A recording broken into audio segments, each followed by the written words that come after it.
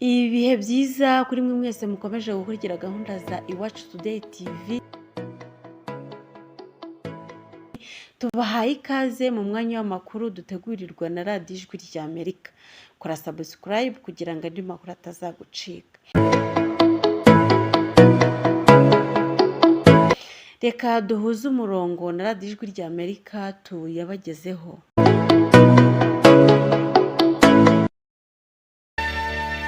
Iyi mwumviriza ni radio Ijwi rya Amerika ivugira i Washington DC mu Kirundi no mu Kinyarwanda. Mwaramutse neza nshuti mwese muduteze amatwi, muri kumwe nanje Fidel Niyongabo nyoboye ibiganiro byo muri iki gitondo. Ikaze kuri radio yanyu.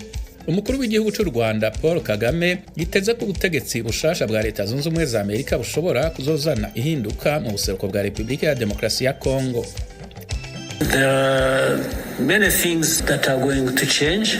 For sure, and I guess it will be the same to the approach of how African matters may be dealt with generally and also specifically with Eastern Congo.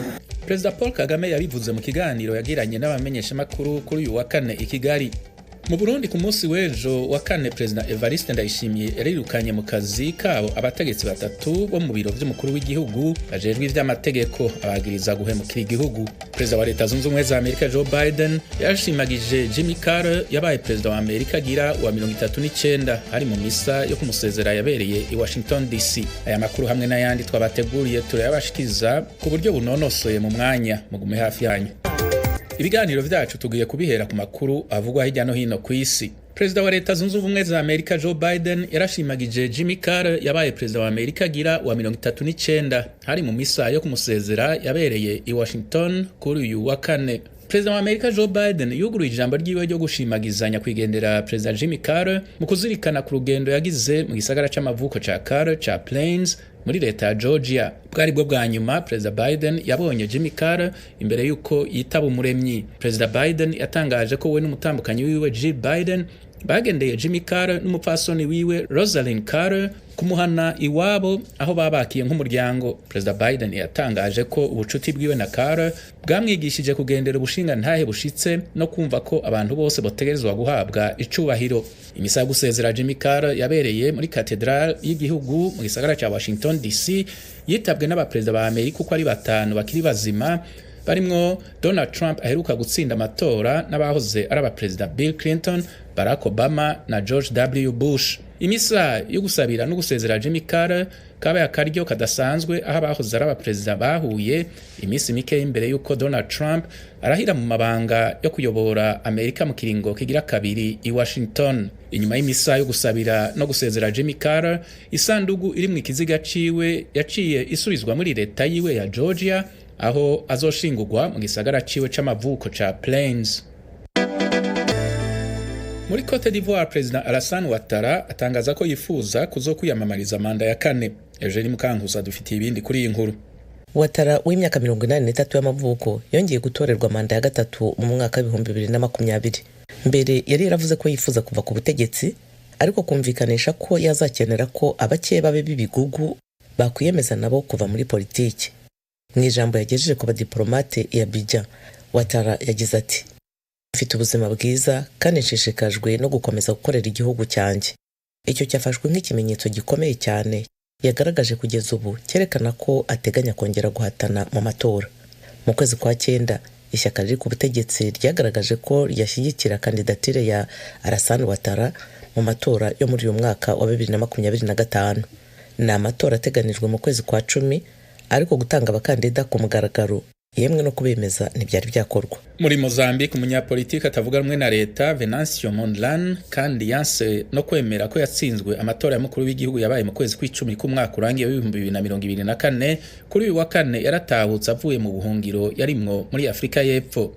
Kuri uyu wa kane amasanamu yerekanye Venancio Mondlane ariko ava mu ndege ku kibuga c'indege mpuzamakungu ca Mavalane ku mugwa mukuru wa Mozambique Maputo. Yavuye mu gihugu mu kwezi kw'icumi mu mwaka urangiye inyuma y'amatora yabayemwo amatati yatumye haba imyiyerekano mu kiringo kitari gito. Aya matora yarateye uruhagarara n'ubwicanyi mu gihugu ku buryo abantu barenga 100 bishwe n'abashinzwe umutekano. Kuri uwa kane inteko zijeje umutekano zarashe imyuka ibabaza mu maso ku bantu amajana n'amajana bashigikiye Venancio Mondlane bari bakoraniye hafi y'ikibuga c'indege mpuzamakungu ca Maputo kumusanganira. Igipolisi cazibiye kandi amabarabara aja ku kibuga c'indege inyuma y'uko Mondlane avuze ku mbuga ngurukana bumenyi mu ntango z'indwi ko azotahuka mu gihugu ciwe. Mondlane yatangaje ko yavuye mu gihugu ciwe kubera yari afise ubwoba ko ubuzima bwiwe bushobora kubangamirwa. Hari nyuma yuko abayobozi bakomeye babiri bo mu mugambwe wiwe utavuga rumwe na leta biciwe mu modoka barimwo n'abantu bitwaje ibigwanisho batamenyekanye. Urwego rujejwe kubahiriza ibwizwa nshingiro muri Mozambique rwaremeje intsinzi y'umugambwe uri ku butegetsi Frelimo mu kwezi kurangiye, mu byatumye umukandida wawo Daniel Chapo aba perezida yatsinze amatora. Bitegekanijwe ko arahira mu ndwi iza aho azosubirira Perezida Felipe Nyusi yarangije ibiringo vyiwe vyose uko ari bibiri. Umunyapolitiki atavuga rumwe na leta muri Mozambique Venancio Mondlane yatahutse mu gihugu ciwe avuye mu buhungiro. Muri leta zunze ubumwe za Amerika amashure yose yo muri za leta zo mu bumanuko bw'igihugu yarugaye bivuye ku bukanye bukabije. Eugenie Mukankusi araduha ibindi kuri iyi nkuru. Muri leta ya Texas amashuri yahagaritse amasomo ku banyeshuri barenga 1 miliyoni ahitezwe ko haza kuba ubunyereri biturutse kuri barafu ku buryo biza kuba ari ibihe bitoroshye bishobora kuzageza kuri wa gatanu. Mu bice by'umujyi wa Dallas abashinzwe iby'umutekano w'imihanda bashyizemo imyunyu yo gushongesha amasimbi kuko hitezwe ko haza kugwa amasimbi ari ku gipimo kiri hagati ya santimetero 5 na santimetero 10. Kure yaho mu majyaruguru hafi ya Oklahoma serivisi y'iteganyagihe iravuga ko hitezwe santimetero 12 n'ibice 7. Abaturage basabwe kwirinda gutwara imodoka mu bihe nk'ibi bibi igihe cyose bishoboka. Ifungwa ry'amashuri ryanagumishije mu ngo abanyeshuri mu murwa mukuru wa leta ya Kansas City no mu murwa mukuru wa Arkansas, Little Rock, mu gihe umurwa mukuru wa leta ya Virginia, Richmond, ukomeje gucunga ibihe hakurikijwe inama z'impuguke mu by'iteganyagihe. Ubukonje bwahuriranye n'umuriro udasanzwe mu kwezi kwa mbere wibasiye ibice by'umujyi wa Los Angeles muri leta ya California, bikaba byatumye abaturage bahunga. Amazu yafashwe n'inkongi y'umuriro watijwe umurindi n'imiyaga yakwije ibyotsi mu kirere. Abantu barenga 130 batuye mu mujyi wa Los Angeles no mu nkengero zawo basabwe kuva mu ngo zabo mu gitondo cyo kuri uyu wa kane, mu gihe abazimya umuriro barwanaga no gukumira inkongi y'umuriro wagiye ufatira ku mpande zitandukanye z'uwo mujyi. Uyu muriro umaze kwica abantu 5 kandi wasenye ibikorwa remezo bigera ku 1,000. Mu Rwanda Perezida Paul Kagame yatangaje ko yiteze ihinduka ku kibazo cy'umutekano muke uri mu buseruko bwa Repubulika ya Demokarasi ya Kongo. Ihinduka rizoturuka ku butegetsi bushasha bugiye kujaho muri leta zunze ubumwe za Amerika. Yabivugiye mu kiganiro ca mbere c'umwaka yagiranye n'abamenyesha makuru. Eric Bagirubusa yaragikwirikiranye. Ikibazo cy'umutekano muke mu burasirazuba bwa Repubulika ya Demokarasi ya Kongo kiri mu byo Perezida Paul Kagame yatinzeho cyane mu kiganiro yagiranye n'abanyamakuru ku gicamunsi cyo kuri uyu wa kane. Perezida Kagame yavuze ko iki kibazo yifata umuzi mu mateka ya Kongo ubwayo, ashingiye cyane ku bakoroni bakase imipaka nabi. Yahakanye inkunga iyo ariyo yose u Rwanda rushinjwa guterwa abarwanyi b'umutwe wa M23. Yavuze ko ari abanyekongo barwanira uburenganzira bwabo kandi ko bajya gutera bataturutse mu Rwanda. Ni nayo mpamvu kandi abategetsi ba Kongo ku ruhande rumwe bemera ko abari abanyekongo, hanyuma bagashakisha izindi mpamvu bavuga ngo mu mirwano barafashwa n'u Rwanda ariko ntibashobora kugira uwo babyemeza. Mu by'ukuri n'abarimo kurwana ubu batangije iriya ntambara turimo kuvuga ntibavuye mu Rwanda. Aba bayobozi ba M23 ndetse na benshi mu barwanyi babo bavuye muri Uganda, aho babaga nk'impunzi cyangwa se bari barahungiye nk'uburyo bwo gukemura ikibazo cyo mu myaka y'ibihumbi 2012-2013. Muri iki kiganiro umukuru w'u Rwanda yikomye imiryango mpuzamahanga ko itera inkunga umutwe wa FDLR ubarizwa muri Kongo unashinjwa gukora jenoside mu Rwanda. The other reason is the FDLR that has been these genociders who have. Indi mpamvu ni FDLR, aba bajenosideri bamaze imyaka 30 muri Kongo. Umuryango mpuzamahanga rwose wakomeje kubembekerereza, nibwira ko bakomeje kubabika ku bwende ku mpamvu ntazi. niba se ari impano yo kubashimira ko bakoze jenoside hano cyangwa se bakaba bababitse kubera ko barwanya u Rwanda na guverinoma, bityo bakazabifashisha igihe bibaye ngombwa mu kurwanya u Rwanda, mu kwigarurira u Rwanda no mu kurucunga uko babishaka. Umukuru w'u Rwanda yanavuze ko ikibazo cy'umutekano muke muri Kongo gifitwemo uruhare n'abategetsi ba Kongo ubwabo. Ku manywa y'ihangu, ubwicanyi, itotezwa, ibibi by'ubwoko bwose birakorwa n'abantu babona. Abategetsi ba leta muri Kongo, abagaba b'ingabo, baba bo muri polisi, mu ngabo, ku manywa y'ihangu barica abantu. Ibyo barabiceceka, hanyuma y'ibyo izo mpuguke zikandika raporo ndende y'ibyaha ngo byakozwe na M23. Perezida Kagame yavuze ko yari yarahisemo kuba yirinze kugira byinshi yatangaza kuri iki kibazo. Yongeye kumvikana avuga ko yagiriye inama abategetsi ba Kongo ngo bafatanye mu kurandura umutwe wa FDLR n'indi mitwe, ariko barinangira. Yashimangiye ko umutekano w'u Rwanda n'inkiko zarwo bizakomeza kurindwa ku kiguzi icyo ari cyo cyose gishoboka. Rwanda, while we may be blamed for other people's problems. Rero u Rwanda kabone nubwo twakwikorezwa ibibazo by'abandi bantu, ariko tunishimiye kwikorezwa ibibazo byacu bwite byo kugerageza kwirinda ubwacu niba ari cyo bisaba. Tuzirinda ku kiguzi cyose byasaba, ibyo nta kubyibazaho. Nabwiye abo bari inyuma y'ibi byose mu mvugo yumvikana neza ko nibakomeza kumbaza ibibazo bimwe, nanjye nzakomeza kubaha ibisubizo bimwe. Niba hari ikintu naganiraho, kigomba kuba ntaho gihuriye n'ibyo. Umukuru w'u Rwanda kandi yanasubije ku kibazo cy'umunyamakuru yamubajije niba yiteze impinduka mu burasirazuba bwa Repubulika ya Demokarasi ya Kongo ku butegetsi bushya bwa perezida watowe muri Leta Zunze Ubumwe za Amerika, Bwana Donald Trump. Mbere na mbere, ubutegetsi bwahindutse binyuze mu nzira ya demokarasi. Ibintu byinshi yewe n'ibijyanye na geopolitike n'uburyo ibintu byakorwagamo birumvikana ko bigiye guhinduka. Kandi ndibwira ko mu bizahinduka harimo n'uburyo ibibazo bya Afurika byitabwagaho, haba muri rusange ndetse by'umwihariko n'ibyo mu burasirazuba bwa Kongo hashobora kubamo impinduka. Uko niko mbitekereza. That's what I think. Ku biganiro by'i Rwanda muri Angola bigamije gushakira umuti iki kibazo cya Kongo, Perezida Kagame avuga ko Kongo igira uruhare mu gutuma bigenda bigura intege, akumva ko byagombye gushyirwamo ingufu mu mugambi wo gukemura ikibazo mu buryo burambye. Perezida wa Kongo Bwana Felix Tshisekedi mu bihe bitandukanye yagiye agaruka ku ruhare bashinja u Rwanda mu guhungabanya umutekano w'igihugu cye. Aha hari mu mpera z'umwaka ushize. Au-delà des déplacements massifs de population, uretse kuba abaturage bacu barimo guhunga bava mu bice biberamo intambara bakajya mu nkambi z'impunzi aho bari gucamo ubuzima bugoye, ikigaragara ni uko ingabo z'u Rwanda ziyita M23 zirimo gufata abaturage b'u Rwanda zikabazana mu bice bya teritwari ya Masisi, Rucuru n'ahandi bamaze gufata mu kurengera abaturage bacu. Réponse urgente et coordonnée. U Rwanda na Kongo byitana ba mwana ku kibazo cy'umutekano umaze iminsi itari mike mu burasirazuba bwa Kongo. U Rwanda rushinja iki gihugu gituranye gucumbikira abarwanyi bo mu mutwe wa FDLR no kwibasira abanyekongo bo mu bwoko bw'abatutsi bavuga ururimi rw'ikinyarwanda. Kongo nayo mu bihe bitandukanye ishinja u Rwanda gufasha abarwanyi bo mu mutwe wa M23 no gusahura umutungo kamere wayo urimo amabuye y'agaciro.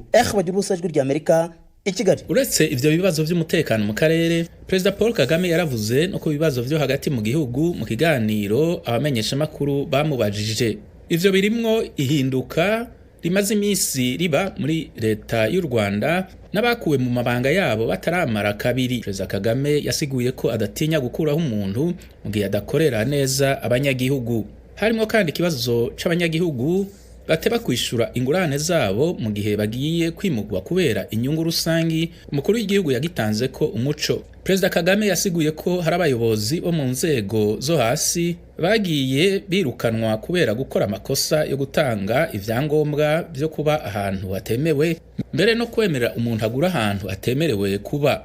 Tukiri mu Rwanda, umwe mu banywanyi b'umugambwe Dalfa umurinzi utaremegwa mu mategeko y'u Rwanda yabwiye sentare nkuru ko yakorewe ibikorwa byo kuborezwa igufa igihe yari mu bugenzacyaha. Muri ivyo yemeza ko yategetswe ku gahato gushira imikono ku nyandiko mvugo atazi biri muri zo. Eric Bagiye ubusa ejo yarakurikiranye ubwo rubanza araduha ibindi kuri iyi nkuru.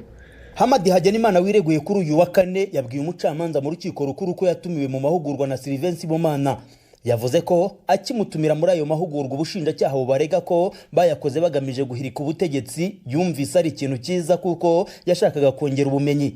Ku gitabo cy'umunyaserbia Sirija Popovic bahuguweho kivuga ku buryo bwo guhirika umunyagitugu bidasabye imbaraga, Hagenimana yabwiye urukiko ko yabonye ari igitabo yise Ikinyamibwa.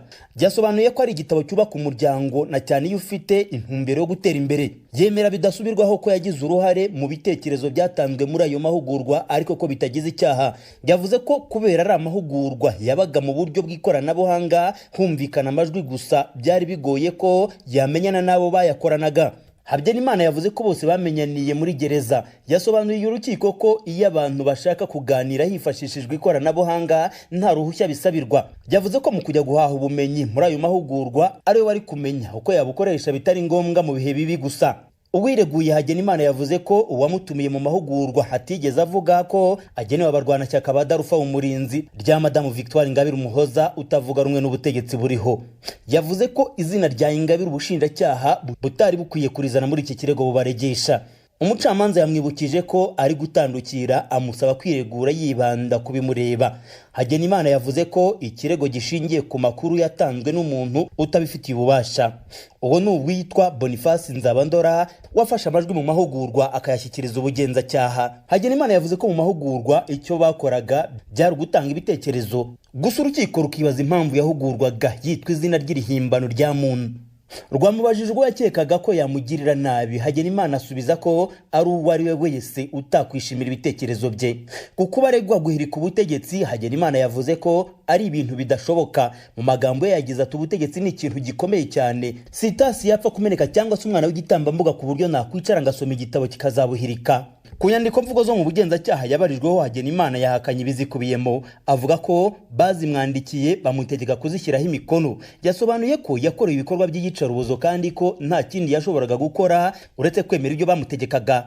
Umucamanza ariko yamusabye kubigaragariza ibimenyetso. Yasobanuye ko bitewe naho yari afungiye bigoye ko hari ibimenyetso yabona. Yasoje asaba urukiko kuzatesha agaciro ikirego cy'ubushinjacyaha kuko ibimenyetso byose gishingiyeho byabonetse mu buryo bunyuranije n'amategeko. Yasabye ko rwazategeka ko ahita afungurwa urubanza rukimara gusomwa. Umunyamategeko Gatera Gashabana yabwiye umucamanza ko gusoma igitabo ubwabyo bitagize icyaha. Yibaza ukuntu abantu batari kumwe batanaziranye bashobora gutegura imyigaragambyo. Yavuze ko icyabaye kubo yunganira bunguranye ibitekerezo kandi biri no mu muco nyarwanda. Yabwiye urukiko ko igihe ruzaba rwicaye rusesengura ruzasanga nta bikorwa by'ibyaha n'ubushake bwo kubikora byabayeho. Abandi bantu bari muri uru rubanza ni uwitwa Sylvain Sibomana ari nawe muhuza bikorwa w'ishyaka Darufa umurinzi, ari kumwe n'umunyamakuru Theoneste Nsengimana. Aba ntibariregura ariko Sylvain Sibomana yabwiye urukiko ko bitewe n'aho afungiye byamuviriyemo kurwara amaso atakibona neza. Ubushinjacyaha burega abafungwa bose ibyaha byo gushaka guhirika Perezida Paul Kagame ku butegetsi babifashijwemo n'umunyapolitiki Madame Victoire Ingabire Umuhoza. Bose ibyaha barabihakana. Urubanza rurakomeza kuri uyu wa gatanu. Bagira urusajwi rya Amerika i Kigali. Mu Burundi kuri uyu wa kane President Evariste Ndayishimiye yarirukanye mu abategetsi batatu bo mu biro vy'umukuru w'igihugu bajejwe ivy'amategeko abagiriza guhemukira igihugu. Iyi nkuru yateguwe n'ijwi rya Amerika tushikirizwa na Thierry Ndayishimiye. Abo President Ndayishimiye yirukanye ni Jean Pacifique baribonekeza, umukuru w'ibiro bijejwe ibibazo bijanye n'amategeko n'ubuyobozi mu biro by'umukuru w'igihugu, Cyril Sibomana umukuru w'ibiro bijejwe gutunganya inzandiko z'amategeko mu biro bijejwe ibibazo bijanye n'amategeko n'ubuyobozi, na Arcade Harerimana umuhanuzi ajejwe gukurikira imanza za leta mu biro bijejwe ibibazo bijanye n'amategeko n'ubuyobozi mu biro by'umukuru w'igihugu. Afatiye ku itegeko ryerekeye ingingo zo kugirira ikigongwe imigwi imwe y'abafungwa, President Ndayishimiye yavuze ko abirukanywe bagize uruhara mu kurekura abanyororo batari babwirijwe kurekurwa mu rukurikirane rw'abanyororo aheruka guha ikigongwe, gutyo bakaba batosekaje isura y'ubutegetsi bw'umukuru w'igihugu. Abarekuwe batari babwirijwe kurekurwa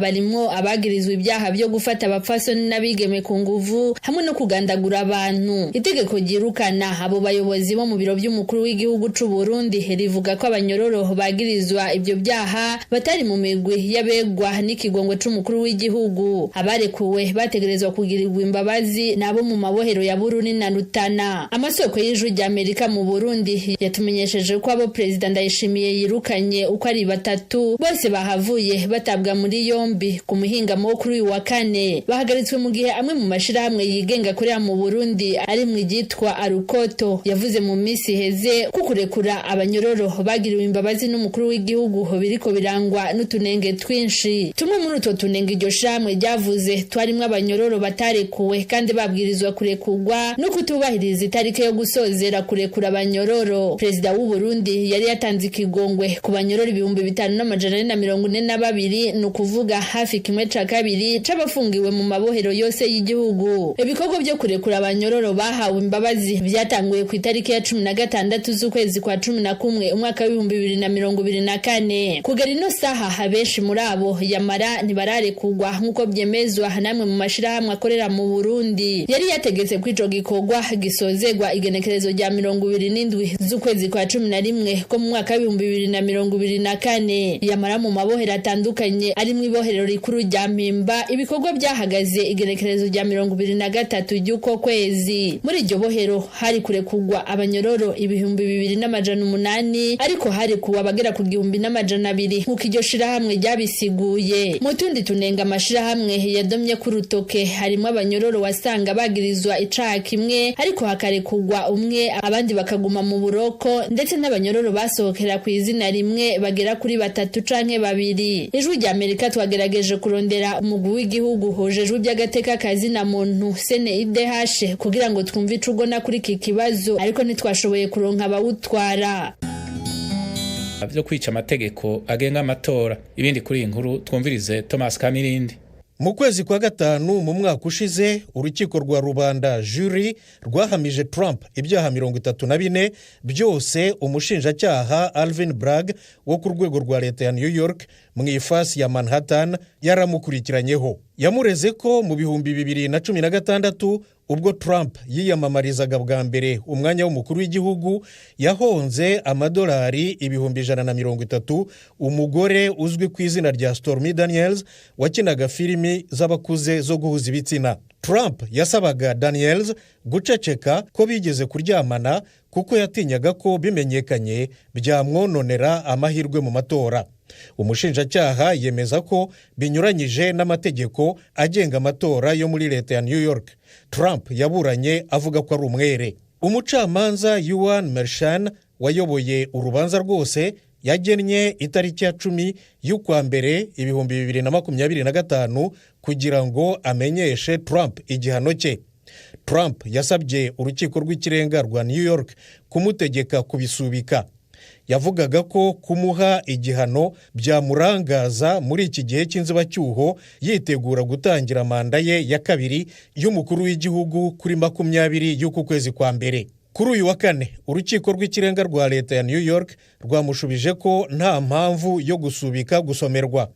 Amaze kumenya iki cyemezo, Trump n'abavoka be bahise bitura urukiko rw'ikirenga rwo ku rwego rw'igihugu kugira ngo rubifateho icyemezo cyihutirwa cyane.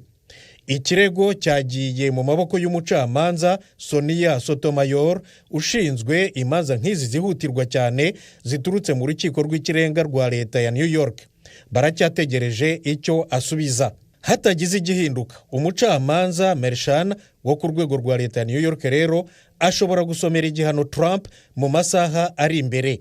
Mu gihe yamumenyeshaga iyi tariki, yamuciriye n'amarenga ko atamukatira igifungo muri gereza, gufungishwa ijisho ari iwe cyangwa ihazabu. Yamwandikiye ahubwo ko ashobora kumuha icyo bita conditional discharge mu Cyongereza, ni nko kuvuga kumuha ubwigenge bw'agateganyo cyangwa se igihano gisubitse mu gihe runaka, bigeretseho n'ibyo agomba kubahiriza muri icyo gihe. Ibyo ari byo byose, Trump yabaye president uri ku butegetsi cyangwa wacyuye igihe wa mbere na mbere mu mateka Leta Zunze Ubumwe za Amerika waburanishijwe mu mategeko mpanabyaha kandi ibyaha biranamuhama. abaye n'uwa mbere mu mateka yacyo ugiye kuba umukuru w'igihugu wahamwe n'ibyaha. inshuti zacu mwakoze kudutega amatwi, tubararikire n'ibindi biganiro radiyo yanyu ibategurira iminsi yose. Ndashimiye na bagenzi banje bose bamfashije gutegura aya makuru no kuyabashikiriza. Ibi biganiro mwumviriza byari bihagarariwe na Etienne Karekezi. Geoffrey Mutagoma niwe yashize hamwe amajwi. Kuri mikro mwari kumwe nanje Fidel Niyongabo. Ndabifurije amahoro n'amahirwe, mugire ibihe vyiza.